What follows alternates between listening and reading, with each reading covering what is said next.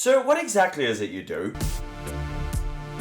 I drive. No, I know that. I meant what you do for a job. You just rammed head on into a family of 4. If there's one thing you should know about me is I love giving it to the man. And I don't even mind receiving it from the man every once in a while if it's a slow night. I enjoy the spitting, the hair pulling, the fighting, the coming to a mutual understanding underneath the covers. That is my employment. And typically I prefer being a top, because I don't like being taken advantage of by a greedy corporation. Say for example I work for Lidl, I can tell you right now that that toilet would be my safe haven for 3 hours every shift. Thankfully I don't work in the high-risk world of the grocery store, because as a qualified doctor, I can kind of just let my patients die whenever I'm feeling too lazy. Dr. Deano, get off that game right now and go save that patient's life. No, I don't wanna, no. Get off the game now and go save that patient's life. No.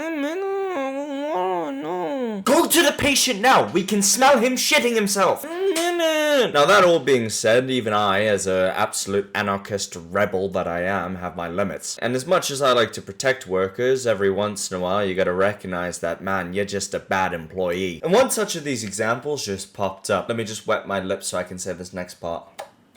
Tech talk. Has a bit of an issue when it comes to mental health and whether or not it's real. There's been well-documented cases of people faking Tourette's or faking other symptoms in order to garner sympathy and money off unsuspecting viewers. Mostly maliciously, as far as I know, there's never been a case where someone genuinely thought they had the disease and were proven wrong. And of course, Tourette's is on the extreme side of it. There are people who fake lesser mental illnesses, such as ADHD, OCD, and the least life-threatening of all, cancer. And if you asked me why people tend to do that, I have an answer ready to go. Nobody is content nowadays, or maybe always have been, we just haven't had social media to document, with just being themselves. Everybody has to have something special about them, and they can't just be okay with being an everyday average Joe. We live in a world without superpowers, so to some people, they see autism as Professor X's mind control.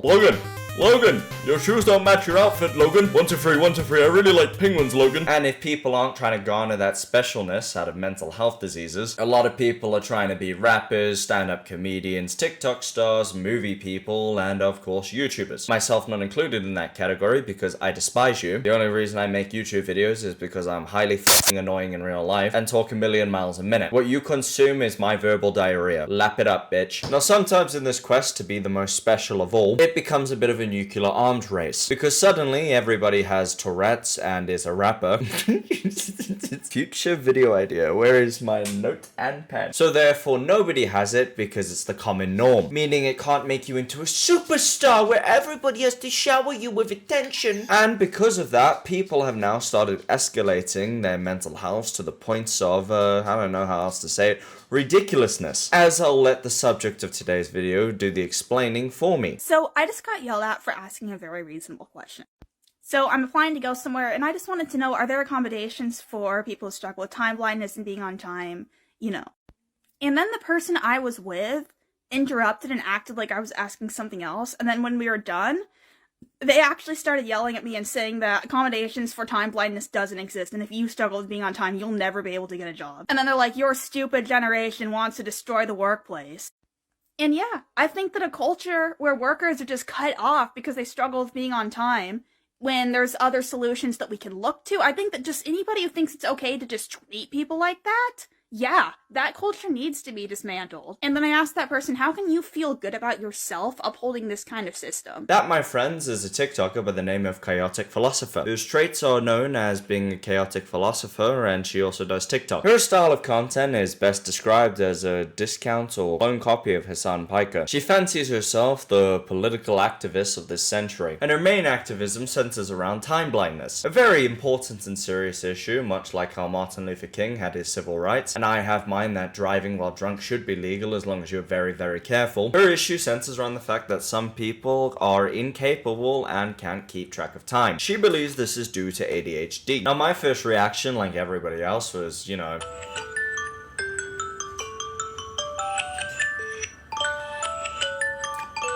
Just set an alarm clock because then you know when it's time to go to your job. But then I realized maybe I'm being a little bit insensitive. And maybe this is a real thing that real people really suffer with. Through a little bit of click-clackety Googling, I did find that science does in fact back up the claim that people with ADHD do suffer from a form of time blindness. Basically, they get distracted and don't look at the clock. But from more of my scientific research, it also came to my attention that it's not just an ADHD thing. That happens with people with depression, that happens with people not on the spectrum, that just happens with people just being lazy and playing too much Fortnite. So my only conclusion and solution for you is put away the Lego bricks a couple minutes earlier. You don't think I've been late to hundreds of thousands of surgery because I was too busy sitting on the toilet scrolling through my phone? It's called being responsible, damn it. And being responsible also applies to people with disabilities. Even though it's clear that you don't have one, I'm just gonna carry on with my point. There are hundreds and thousands and millions of disabled people in the workplace. Trust me, I'm personally responsible for a good majority of them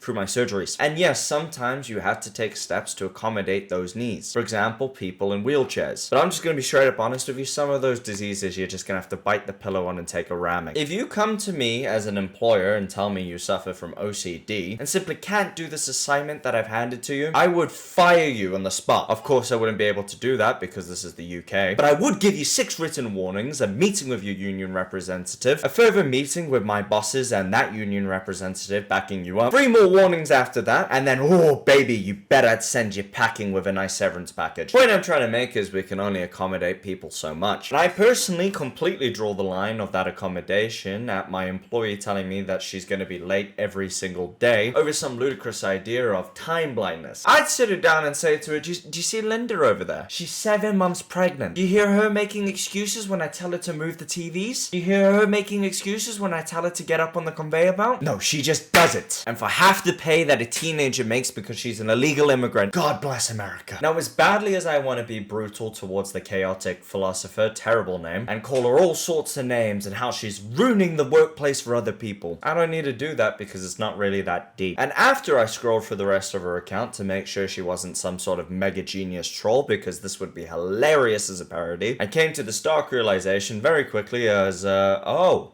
she's just lazy. My very safe assumption is that the chaotic philosopher never really outgrew high school and is probably in her 20s or 21 and hasn't matured out of her silly ideas phases. You see, when I first entered the workforce last year, because I'm 19, I too had a bunch of silly ideas of how things should be and a lot of complaints about the work that I had to endure. As I got older by an extra 2 months, because again I'm still 19, I came to realize that I hadn't matured yet and it wasn't really the workplace's fault why I was failing behind. I was making excuse after excuse because I was uncontent with settling into this life I have. And from everything that I can tell, it seems like she's going through the same issues. Except she's a bit more chronically online and has a lot more silly ideas, and she somehow believes that the entire world revolves around her. As you work more and more in the workplace and it drags your soul to the ground, work is work, you go there to make some money and then you go home. You have zero association with any of those people after you leave, nor would you want to. What I'm trying to get at is, chaotic philosopher, you're not alone. One of the hardest things that people don't tell you about when you leave school is the adjustment going into the real world and getting a job. How much of an absolute slap to the face it can be, all of the free time you lose, all of the responsibility you take on, and all of the growing up you have to do. But unfortunately, you do have to eventually grow up. That Nintendo Switch in your mother's basement will be there for when you get home. And before you respond with anger and hatred towards my word, please understand that you're not alone in the minor disability category. It's really hard for me to talk about without getting really emotional, but I suffer from big penile syndrome.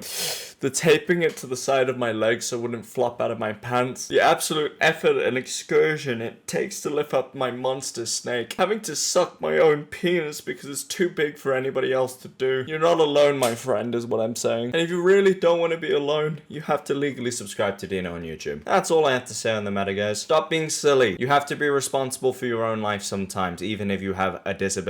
I'll see you later, guys. Bye-bye.